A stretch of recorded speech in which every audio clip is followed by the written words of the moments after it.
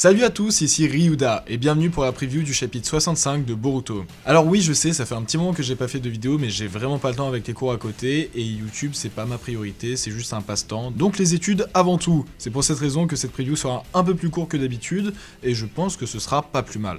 Comme à chaque preview, je vais vous poser une question afin que le premier qui réponde juste, sans faute d'orthographe ou quoi que ce soit, puisse participer à un événement. La question de ce mois-ci est...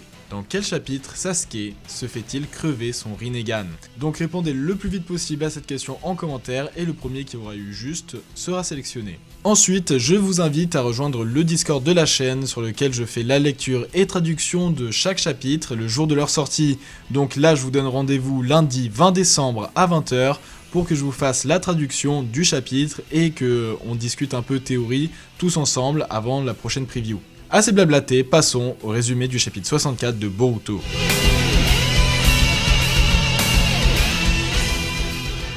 Le chapitre reprend alors que Boruto a été forcé de puiser dans la puissance de Momoshiki pour rivaliser avec Code. Kawaki craint qu'il s'agisse de Borushiki, celui qui avait autrefois tenté de se servir de lui comme sacrifice pour Jubi. Mais c'est Boruto qui parle, et qui conseille à son frère de s'éloigner pour rester en sécurité. Il se jette sans prévenir sur Code avec une armada de clones à la force décuplée, qu'il enchaîne de coups de poing. Code lui pose une de ses marques sur le cou, à travers laquelle il plonge pour s'échapper, sauf qu'il ressort ses griffes depuis le cou de Boruto et s'attaque aux clones. En réponse à quoi, l'un des clones attrape le bras et parvient à en extirper le reste du corps. Et Ida lui explique que si la conscience de Momoshiki ne se manifeste pas, c'est sûrement dû aux pilules fabriquées par Amado. C'est pour cela que Boruto parvient à dominer la puissance de Momoshiki tout en restant lui-même. Elle lui conseille de ne pas le sous-estimer tant qu'il n'a toujours pas enlevé ses limiteurs. En parallèle, pendant que Naruto et deux de ses clones s'imbibent de chakra naturel, il ordonne à Ino de focaliser leurs recherches non plus sur Kawaki, mais sur Boruto. Shikamaru débarque et explique que la situation est critique. Kawaki est peut-être déjà mort et laisser Naruto partir au combat sans Kurama serait du suicide. Il ne va pas empêcher le Hokage de partir, mais il ne va pas le laisser y aller seul. Étant donné que Sasuke n'est toujours pas rentré de son enquête sur Code et que Sai surveille Amado, c'est Shikamaru lui-même qui l'épaulera. Hinata aussi veut les accompagner, mais elle est facilement dissuadée sous prétexte qu'elle doit rester sauve pour veiller sur Imawari. Ima prend justement la parole et demande à son père s'ils reviendront tous sains et saufs. Un court silence de malaise s'installe, mais Naruto répond avec un grand sourire et le mode ermite activé. Évidemment, tu prends ton père pour qui? De retour au combat, Boruto tente d'absorber les marques avec son Kama, en vain. Kawaki explique qu'elles sont certes constituées de chakras, mais aussi de fer, le fer contenu dans le sang de Code. Ainsi, ces marques sont partiellement physiques et ne peuvent pas être absorbées. Il profite d'avoir la parole pour demander à Boruto comment ça se fait que Momoshiki ne se montre pas. Il explique que c'est sûrement dû au remède, à vrai dire, c'est la première fois qu'il se trouve dans cet état, mais il n'y a pas le temps de penser à une potentielle perte de contrôle. Ils doivent profiter de cette situation pour éliminer Code et les problèmes qu'il pose une bonne fois pour toutes. Code commence par faire un discours dans lequel il fait mention du remède de Amado, et Boruto note que son adversaire ne devrait pas être au courant de cette information. Mais que ce soit Boruto ou Momoshiki, il s'en fiche du moment qu'ils nourrissent Jubi. D'ailleurs, il a été agréablement surpris par la qualité de son sacrifice. Il reviendra quand Boruto sera au summum de sa transformation en Otsutsuki. D'ici là, Code se téléporte soudainement derrière Kawaki en l'attrapant du bras gauche. On y va Kawaki? Elle nous attend. Boruto tente de les arrêter, mais il n'arrivera pas à temps. Heureusement, Kawaki fait un clone qui s'attaque au cyborg. Celui-ci arrête son poing de la main droite. La main gauche qui retient Kawaki et la droite qui bloque son clone. Code est totalement exposé, alors que Boruto lui fonce dessus avec un Rasengan, le forçant à se téléporter. Code ne comprend pas le retournement de veste de Kawaki. Celui-ci explique qu'il agit dans l'unique but de protéger le 7ème. Si lui et Boruto parviennent à l'éliminer maintenant, tous leurs problèmes seront réglés. À ce moment-là, Naruto détecte le chakra de son fils et décide de s'y rendre. Shikamaru demande si son mode ermite tiendra assez longtemps, mais il assure qu'il tient plus longtemps qu'auparavant. Le Hokage et son conseiller partent au combat. Pendant ce temps, l'affrontement continue et les coups s'enchaînent. Propulsé, Boruto semble faire des mudras, mais rien ne se passe. Il s'agit en fait d'un Rasengan furtif que Code était sur le point de se prendre, mais il a esquivé à nouveau en utilisant ses marques. Boruto conclut que ce genre d'artifice ne marche pas avec lui. Il va devoir se donner à fond. À ces mots, le jeune Uzumaki ne tient plus sur ses jambes et le chapitre se cloue sur Boruto qui se tord de douleur au sol.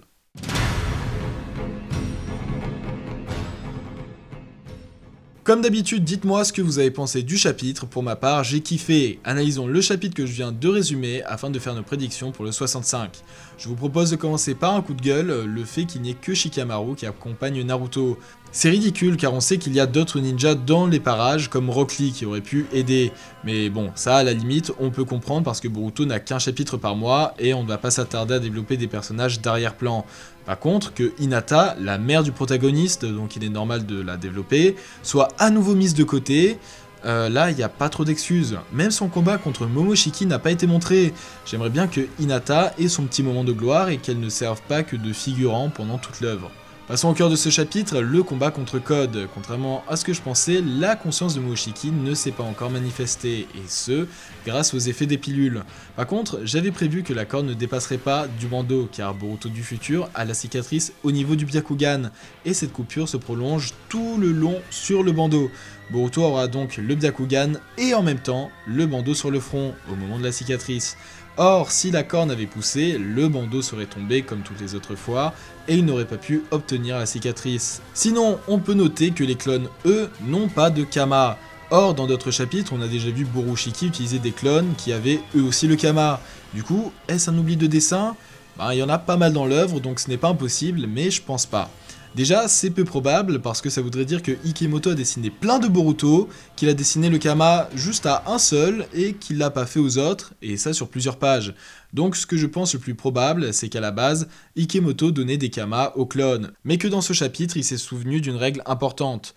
On ne peut pas cloner des objets complexes. Boruto ne peut pas dupliquer un pauvre gant high-tech, mais peut cloner une minuscule base de données contenant toutes les caractéristiques d'un Otsutsuki.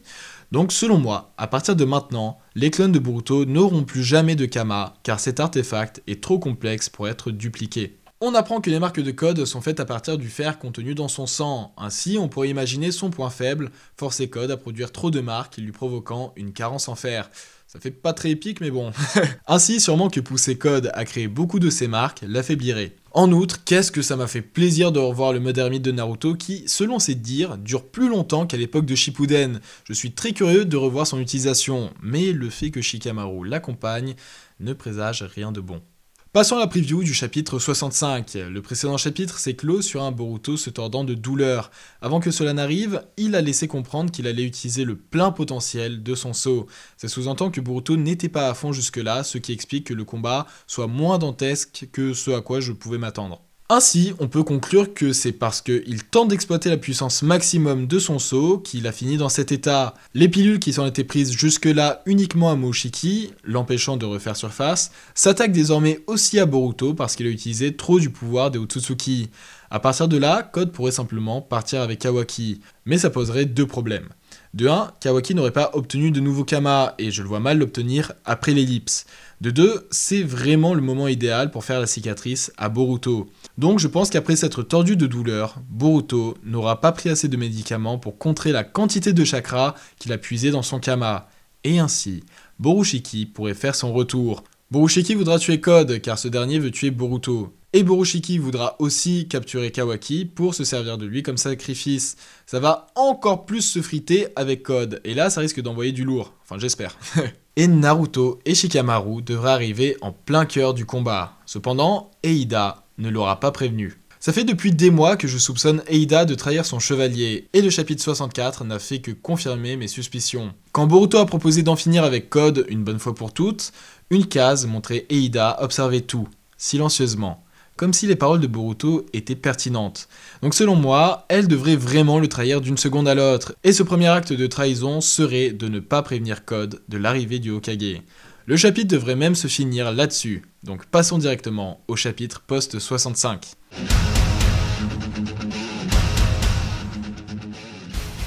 Alors, un combat dantesque mêlant Code, Kawaki, Borushiki, Naruto et Shikamaru s'annonce, ça fait beaucoup. Et le fait que Shikamaru soit impliqué n'annonce rien de bon comme je l'ai dit. soit c'est pour mener à sa mort. Après tout, quelle utilité aura Shikamaru et ses techniques des ombres en pleine nuit? Donc sa mort est vraiment envisageable. Ou bien, c'est Naruto qui sera mis hors d'état de nuire. Je vous rappelle qu'il est censé être envoyé quelque part. Bon, même si, encore une fois, selon moi, c'était censé arriver il y a bien longtemps. J'ai fait une vidéo là-dessus, ceux qui l'ont pas vu, allez voir. Voilà, j'en parle dans presque toutes mes vidéos.